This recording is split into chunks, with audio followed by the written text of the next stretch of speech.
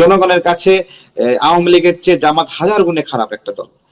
এটা তো ইস্টাবলিশড, তারা গণহত্যাকারী, মানুষকে এদেশে নারীদের ধর্ষণ করছে, নারীদের সম্ভ্রম হানি করেছে, অসম্মান করেছে, আমাদের মায়েদেরকে বোনদেরকে অসম্মান করেছে, তাই না? এটা পাক বাহিনীর সাথে মিল সোচ করে তারা তো একটা কিছু করেছে। তো সেই অপরাধের তুলনায় আওয়ামী লীগ জুলাই যা করছে তা 100 বার না, 1000 বার না, 1,00,000 বার করলেও অতখানি অপরাধী কি হবে? আসলে কি হবে? দেখেন, আন্দোলনের মাঝে দুইটা গ্রুপ মারামারি করছে, সেই মারামারিতে মারা যাওয়া বা হলো প্রতিযোগিতায় লিপ্ত হয়ে আর হলো গণহত্যা সংগঠিত করা। দেখেন, ক্লিনজি একটা শব্দ আছে ইন্টারন্যাশনালে, ক্লিনজি হলো জাতিগত নিধন। জামাত হলো জাতিগত নিধনে জড়িত, জামাত হলো বাঙালি জাতির নিধনে জড়িত, বাঙালি নারীর সম্ভ্রম হানিতে জড়িত, বাঙালি শিশুদের হত্যার সঙ্গে জড়িত, বাঙালি মুসলমান এবং বাঙালি হিন্দুদের সাথে জড়িত। জাতিগত নিধনের জন্য জামাত অপরাধী, ক্লিনজি বলে এটা।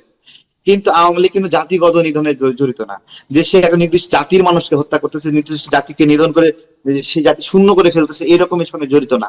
সুতরাং কিন্তু আওয়ামী লীগ কিন্তু জাতিগত নিধনে জড়িত না, যে সে একটা নির্দিষ্ট জাতির মানুষকে হত্যা করতেছে, নির্দিষ্ট জাতিকে নিধন করে সে জাতি শূন্য করে ফেলতেছে, এরকমের সঙ্গে জড়িত না। সুতরাং দুইটা অপরাধকে এক কাতারে মাপার সুযোগ নাই।